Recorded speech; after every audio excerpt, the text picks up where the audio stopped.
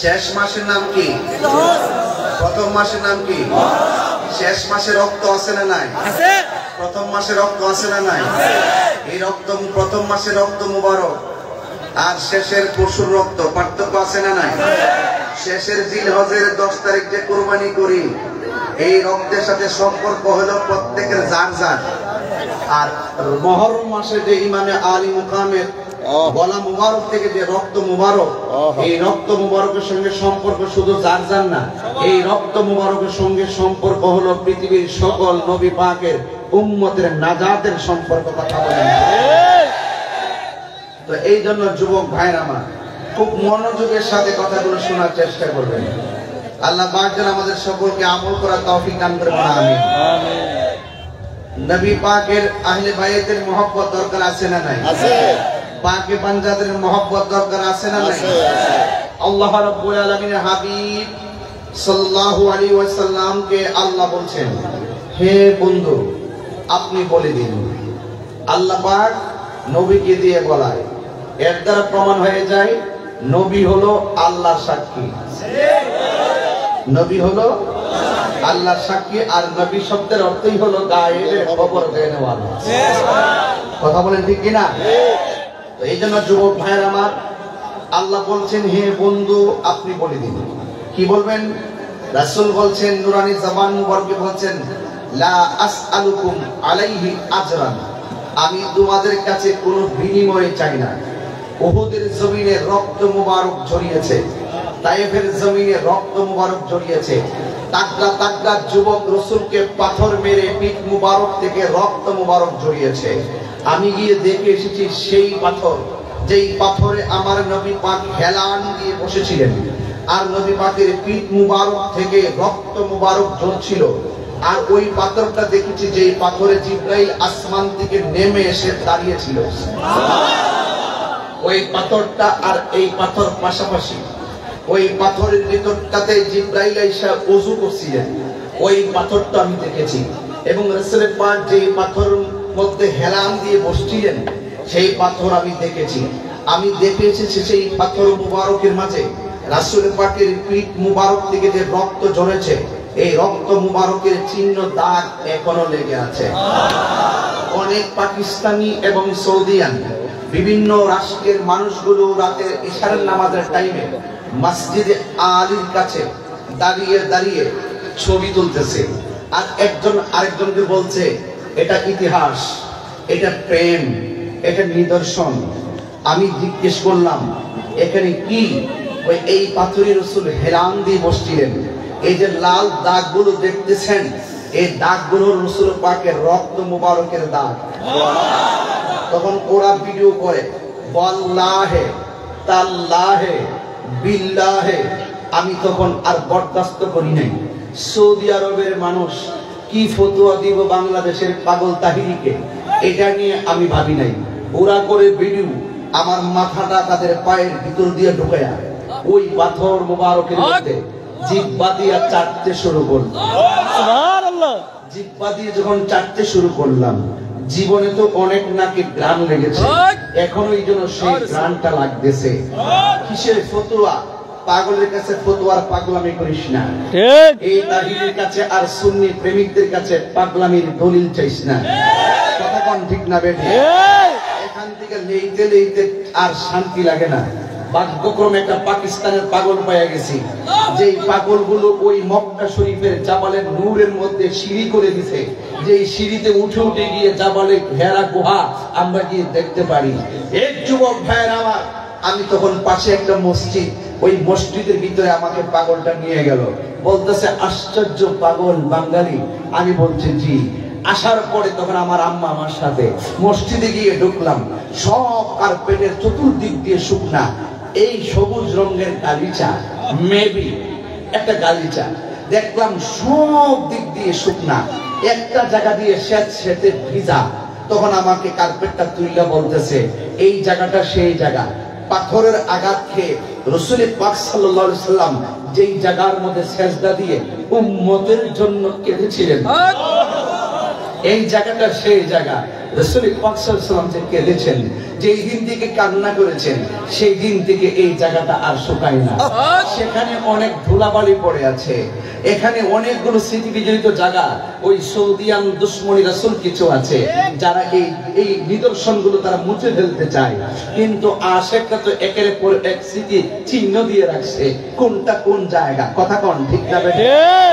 আরে বাবা, কেউ যদি বাবা শাহজাহান ইয়ামানি রাহমাতুল্লাহ আলাইহি রওজাটা গুড়াইয়া দিয়ে মাটির লোকে মিশাইও যায়, কিন্তু প্রেমিক ঠিকই তার চিহ্ন বের করে ফেলবে। কথা কোন ঠিক?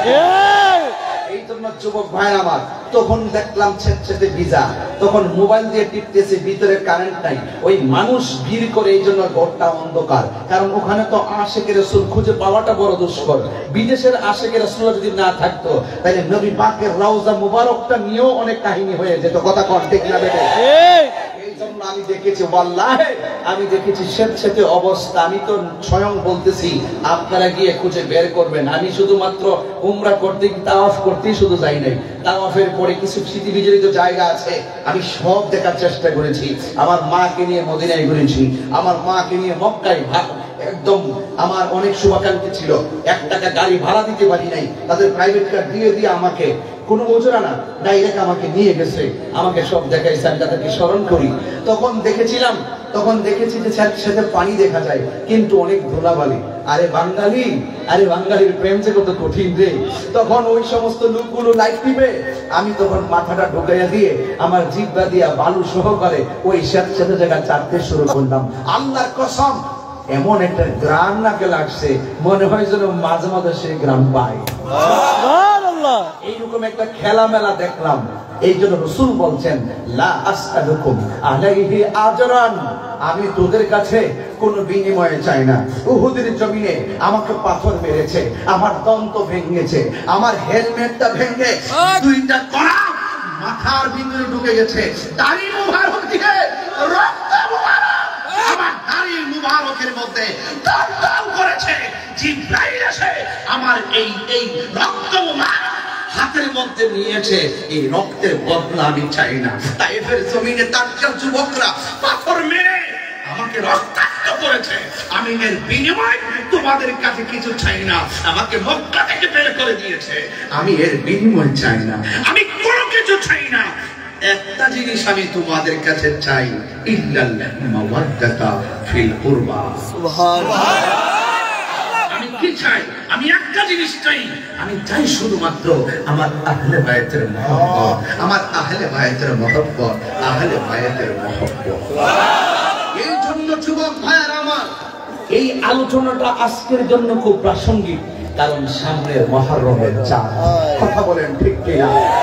আমার মনে হয় সরাইয়ের আপামর সুন্নি জনতা এবং সুন্নি আমার মারা, তারা 20 লাইনের ওয়াজ মোবাইলে ওয়াইফাই কানেক্টে এই সরাই নতুন হাদিলি সাগর দিঘির পারের বয়ান তারা শুনে শুনে চোখের পানি ফেলে ইমাম হুসাইনের প্রেমে জীবন কুরবান করবে। সুবহানাল্লাহ। এই আলোচনা দরকার আছে না নাই? আছে। আল্লাহ রাব্বুল আলামিন কোরআনে বলেছেন, বন্ধু আপনি বলে দেন, ইল্লাল মাওয়াদ্দাতা ফিল কুরবা। ইল্লা হল ইস্তিসনা, আমি কিচ্ছু চাই না। আগেরটা নেগেটিভ, ইল্লা যখন আসবে মাঝখানে, পরের অর্থটা দিয়ে পূর্বেরটা পজিটিভ হয়ে যায়। আদা কলা হাসাসা ওয়া কাইলা ইয়াকুল আলাইসা মা আদা মা কলা ইল্লা, এগুলো হুরুফে ইস্তিসনা। পূর্বেরটা মুস্তাসনা মিনহু, এরপরটা মুস্তাসনা, এইগুলো হুরুফে ইস্তিসনা। জবান খুলে কি সুবহানাল্লাহ বলবেন না? এই জন্য রাসূল বলছেন, আমি চাই শুধু আমার আহলে বায়তের মহব্বত। আমি বিশ্বাস করবেন কিনা জানি না, আমি ওই মাঠটা দেখে এসেছি যেখানে ইমাম হাসান হোসেন আমার নবী পাকের আঙ্গুলকে শিকল বানাইয়া খেলাধুলা করত। আমি ওই ঘরটা দেখে এসেছি নিজের চোখে, যেই চোখে খাতুনে জান্নাত মা ফাতেমা জোহরা রাদিয়াল্লাহু তাআলা আনহা নামাজ পড়তেন। সুবহানাল্লাহ। আমি সেই ঘরটা দেখে এসেছি যেই ঘরের মেহরাবে দাঁড়াইয়া হযরতে মওলা আলী কাররামাল্লাহু তাআলা ওয়াজহুল কারীম তিনি নামাজের ইমামতি করেছেন। আমি নিজে ঘুরে ঘুরে ধরে ধরে দেখে এসেছি, আর চোখের পানি ছেড়ে ছেড়ে কান্না করে, জানারে এটাই কি মেহরাব? এটাই কি সেই ঘর যেই মেহরাবে দাঁড়িয়ে এই হযরতে মওলা আলী কাররামাল্লাহু তাআলা ওয়াজহুল কারীম নামাজ পড়তেন? এটাই কি সেই জায়গা? এটাই কি সেই ঘর যে ঘরে রাসূল এসে মিটিং করতেন? এটা কি সেই মসজিদ যেই মসজিদে রাসূল নামাজের ইমামতি করতেন, আমি সেই মেহরাবটা দেখে এসেছি যেখানে দাঁড়িয়ে রাসূল নামাজ পড়তেন। আমি সেই ঘর দেখে এসেছি যেই ঘরে রাসূল মুরাকাবা করতেন। আমি সেই পাহাড়টা দেখে এসেছি যেই পাহাড়ে নবী ধ্যান করতেন। আমি যেই জায়গায় রাসূল নাক মুবারক আর কপাল মুবারক লাগিয়ে সিজদা দিতেন, সেই জায়গায় গিয়ে আমি কপাল আর নাক লাগিয়ে 2 রাকাত নামাজ পড়ছি। আমার যুবক ভাইরা পরিবেশ যত সুন্দর করবেন, আমি তত ভিতরে ঢুকে কথা বলবো, আর এলেমেলো করবেন আমি ইতি করে দিব। তবে একটা কথা, আমার রাসূল বলছেন আমি কিচ্ছু চাই না, আমি চাই শুধু আমার আহলে বায়তের মহব্বত। রাসূল বলছেন আমার আহলে বায়ত হলো নূহ নবীর কিস্তির মতো। কোন নবীর কিস্তি? নূহ নবীর আমলে যেমন করে উম্মতগুলো নূহ নবীকে মানে নাই, শেষ পর্যন্ত নূহ নবী বলছে আল্লাহ আল্লাহ তুমি এদেরকে ধ্বংস করে দাও, এই উম্মতগুলো নাফরমানরা আমাকে মানে না, তোমারও মানে না। আল্লাহ বলছেন হে নূহ নবী তুমি নৌকা বানাও, নৌকা বানাইয়া যারা তোমাকে মানে এদেরকে তুলো, আর জুড়ায় জুড়ায় প্রাণী তুলো, জোড়া জোড়া প্রাণী। সুবহানাল্লাহ বলেন না? সব তুললেন। নূহ নবী নিজের আপন সন্তান কেনান নবীকে মানে নাই, নূহ নবীকে মানে নাই, সবাই ধ্বংস হয়ে গেছে। যেই 40 জন যেই মানুষগুলো নূহ নবীর নৌকায় উঠেছে তাদেরকে বাঁচিয়ে দিয়েছেন কে? আল্লাহ। আমার যুবক ভাইয়েরা, এখন নূহ নবীর কিস্তির সাথে আল্লাহ পাকের হাবিব আহলে বায়তকে তুলনা করেছেন, ঠিক কি না? এই ছেলে তোমরা একটু বসো, তোমাদের পিছনে অনেক লোক আছে, বসো বসো। বাবা শোনো, আমাকে যদি পরিবেশ না করে দাও, তোমরা আমার মেজাজ সম্পর্কে ভালো জানো। আমাকে যত সুন্দর পরিবেশ করবেন, আমি আগের মতো পারিও না। আগে যেমন 30-40 মিনিট জিকির করে কথাবার্তা বলে কাটাইছে, আমার এখন সময় একটু দাম হয়ে গেছে। অনেক জায়গায় আমাকে নিজামের উপরে এসে বলেন আসেন। এই বাবা বাবা আপনারা একটু বসুন না, একটা কথা কি বারবার বলবো না? আগের হাত চোখে যাইতা ছেলেরা বসো, এই মাহফিলটা নষ্ট করেন না কিন্তু। এই বাবা তোমরা বসো, কিন্তু বাপটাই মজা লাগে না। এই মাটিতে বসো, সবাই দুরূদ শরীফ পড়েন। এই দেখছেন, এই কথা বলে ওয়াজ করতে না, এই সবাই দুরূদ শরীফ পড়েন। আল্লাহুম্মা বাতাস আসতেছে, বসো বসো।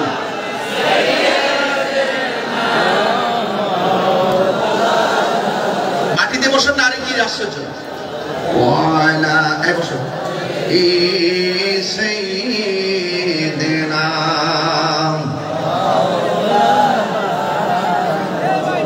তুমি জীবন, তুমি মারা আধার ঘরে, তুমি আপন, তুমি জীবন। স্টেজের অবস্থা কেমন? আধার ঘরে তুমি তুমি মোদের পারের তরি, তুমি মোদের পায়ের তরি, তুমি নিদানে তোরানে ওয়ালা ইয়া রাসূলুল্লাহ ইয়া হাবিবাল্লাহ ইয়া রাসূলুল্লাহ ইয়া হাবিবাল্লাহ ইয়া রাসূলুল্লাহ তুমি মোদের আশার আলো, তাই তো তোমায় বাসি ভালো, তুমি মোদের আশার আলো, তাই তো তোমায় বাসি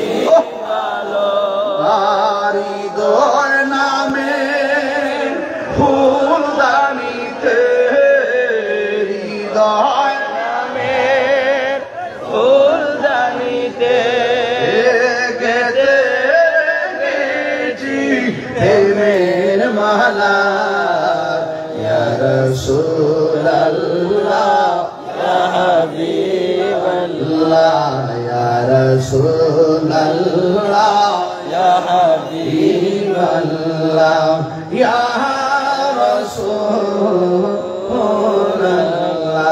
বলো ইয়া রাসূলুল্লাহ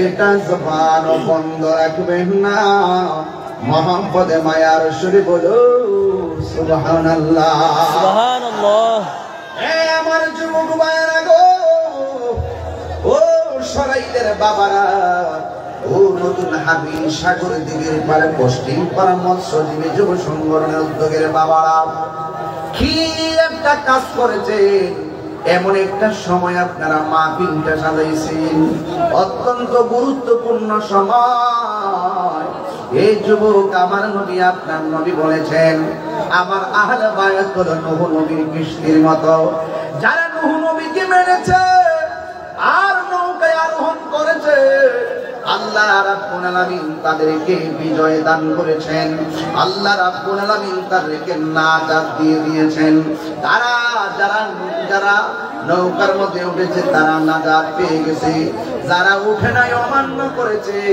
তারা ধ্বংস হয়ে গেছে এখন নূহ নবীর কিস্তির সঙ্গে আমার আল্লাহ নবীর আহলে বাইতকে কেন তুলনা করেছে নূহ নবীর আমলে প্লাবন হয়েছে ওই প্লাবনে নদীর মধ্যে ঢেউ উঠেছে ওই ঢেউটা ছিল বাতাসের ঢেউ তার নাকসুমানি খাইয়া দুনিয়া থেকে বিদায় হয়ে গেছে আর আমার নবী আহলে বায়াতকে নূহ নবীর কিস্তির সঙ্গে তুলনা করেছেন আমার আহলে বায়াত হলো একটা প্রেমের নৌকা নূহ নবীর ছিল কাঠের নৌকা আর আহলে বায়াত হলো প্রেমের নৌকা ওই প্রেমের নৌকায় যারা উঠবে মানে হলো যাদের হৃদয়ে আহলে বায়াতের মহব্বত রাখবে যাদের অন্তরে আহলে বায়াতের মহব্বত থাকবে ওই মানুষের জীবনে আমার রাসূল তো গায়েবের খবর দেয় না ওয়ালা কথা কোন ঠিক কিনা নবী তো কিয়ামত পর্যন্ত পর্যন্ত কি হবে নাকি না হবে সব আমার নবী জানতেন কথা কোন ঠিক কিনা এই জন্য আমার নবী বলে দিয়েছে উম্মত আমার আহলে বায়াত নূহ নবীর কিস্তির মতন এমন একটা সময় আসবে রে ঘূর্ণিঝড় তুফান আসলে বাড়ি ভেঙে গেলে বাড়ি বানানো যাবে তোর দেহ নৌকার উপরে এমন তুফান আসবে ওই দেহ নামক নৌকাটারে যদি তুফান থেকে এই ছেলে তুমি ছেলেটাছে বেশি তুমি হাতে কথা বলো এই মুখে কথা করো না ইশারা করো আরে এই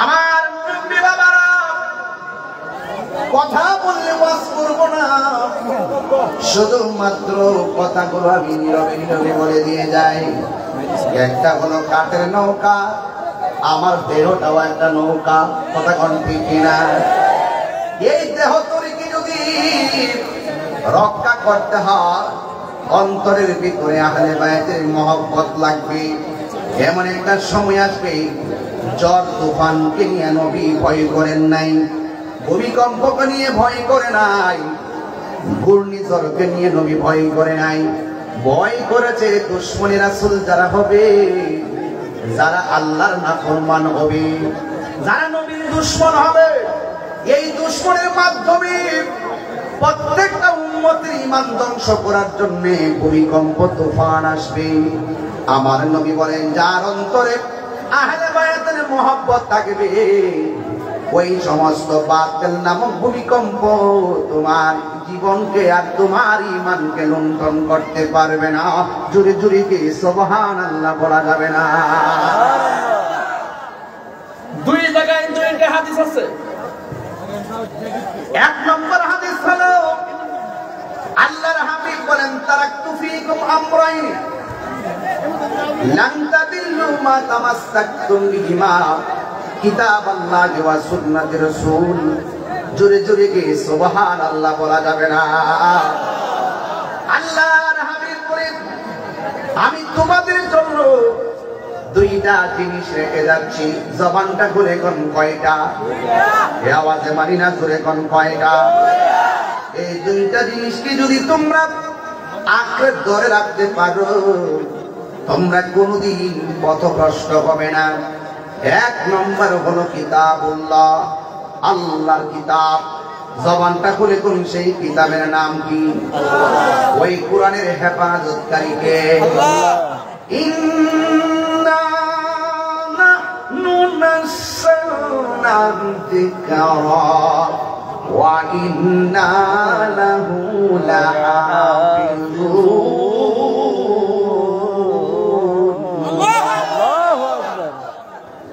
আল্লাহ রাব্বুল আলামিন বলেন, নিশ্চয়ই আমি আল্লাহ কোরআনকে নাযিল করেছি, এই কোরআনকে হেফাজতের দায়িত্ব আমি আল্লাহ কাউকে দেই নাই। তোমার মতন টুন্না মৌলবী আর আমার মতন টুন্না মৌলবী সব কোরআনকে যদি গাপ্তি বান্দা যদি তিতাস নদীর দিকে পাঠায়া দেয়, কোরআনের একটা জবরের এদিক সেদিক হবে না, কোরআনের একটা আয়াতের এদিক সেদিক হবে না। কারণ এই কোরআনকে হেফাজতের দায়িত্ব কোন প্রেসকে দেওয়া হয় নাই, কোন মানুষকে দেওয়া হয় নাই। জবানটা খুলে বলুন হেফাজতের মালিককে। ইন্না নাহনু নাযালনা যিকরা ওয়া ইন্না লাহু লাহাফিজুন।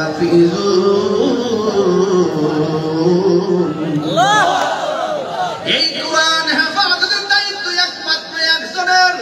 ও সাগর দিগির পারের বাবা, জবানটা খুলে বলুন তিনি কে? আরো জোরে তিনি কে?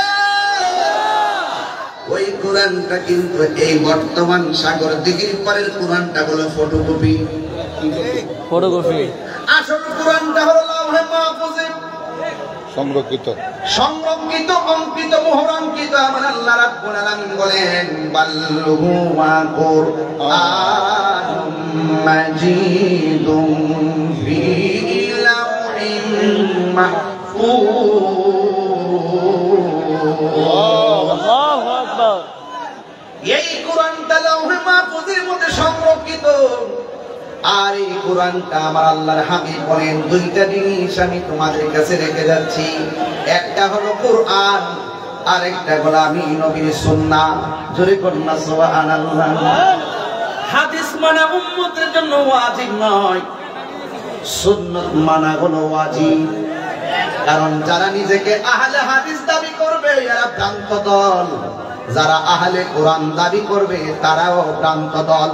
আমরা আহলে কোরআনও না, আহলে হাদিসও না, আমরা হইলাম আহলুস সুন্নাতি ওয়াল জামাআহ। আহলে কোরআন বলে আমরা কোরআন ছাড়া কিচ্ছু মানি না, আর আমরা বলি কোরআনও মানতে হবে, সুন্নাহও মানতে হবে। কথা বলেন।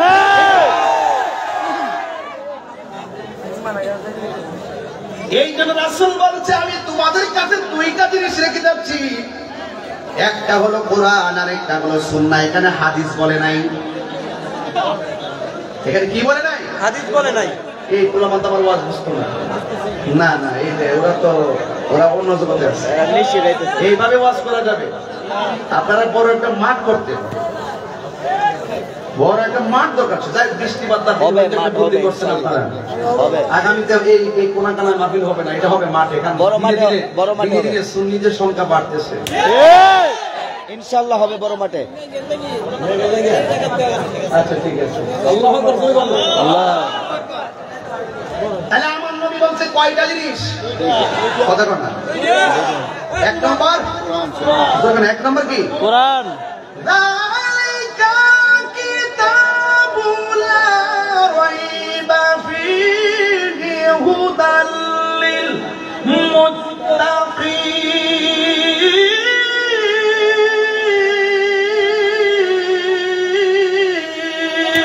আল্লাহু আকবার।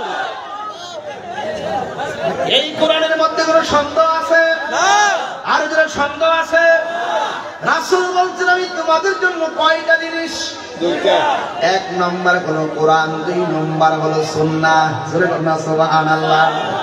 আমরা সুন্নি, সুন্নাহ মানি দেখে আমরা সুন্নি। কথা কোন ঠিক কিনা?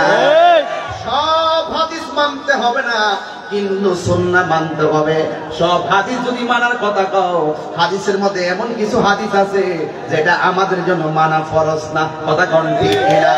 এই জন্য রাসূল বলছেন সুন্নাহ মানতে হবে, সুন্নাহর কথা বলে দিয়ে গিয়েছেন। এই জন্যই আমরা আহলে হাদিস না, আমরা হইলাম আহলুস সুন্নাত ওয়াল জামাত। আমরা আহলে কোরআন না, আমরা হইলাম আহলুস সুন্নাত ওয়াল জামাত। জোরে জোরে কি সুবহানাল্লাহ বলা যাবে না? এই জন্য আমার নবী আরেকটা হাদিসে বলেছেন, কেউ আছে কোরআনও মানবো সুন্নাহও মানবো, মানার পরেও আবার বেয়াদবি করব। এই জন্য আমার নবী আরেকটা হাদিসে কয়ে গেছে, আমি তোমাদের জন্য দুইটা জিনিস রেখে যাই, একটা হলো আল্লাহর কোরআন, আরেকটা হইল আমার আহলে বায়াত। আর জোরে জোরে কন্যা সুবহানাল্লাহ। এই জন্য নবী আহলে বায়াত কেন বলছেন? আহলে বায়াত এই জন্য বলেছে, পৃথিবীতে নামদারি মুসলমানের অভাব হবে না। মুখের মধ্যে দাড়ি থাকবে, মাথার মধ্যে পাগড়ি থাকবে, এরও বলবে আমরা সুন্নাহ মানি সুন্নাহ মানি, কিন্তু হাকিকতে আহলে বায়াতের দুশমন, তারা কোনোদিন সুন্নি হতে পারে না, কথা বলেন ঠিক কিনা? আখাযা বিয়াদি হাসানিন ওয়া হুসাইনিন, আমার নবী একদিন হাসান হুসাইন হাতের মধ্যে ধরেছে, দইরা বলতেছেন যারা আমি নবীকে ভালোবাসতে চাও তারা এই দুইজনকে ভালোবাসবে। একজনের নাম হলো ইমাম হাসান, আর একজনের নাম হলো ইমাম হুসাইন। শুধুমাত্র এই জায়গার মধ্যে সীমাবদ্ধ রাখে নাই, ওয়া আবাহুমা, তোমরা তাদের আব্বাকে ভালোবাসবা, ওয়া উম্মাহুমা, তাদের আম্মাকে ভালোবাসবা। তাইলে তাদের আব্বার নাম হলো মাওলা আলী, আর তাদের আম্মার নাম হলো খাতুনে জান্নাত মা ফাতেমা। জোরে জোরে কে আল্লাহু আকবার বলা যাবে না? লা ইলাহা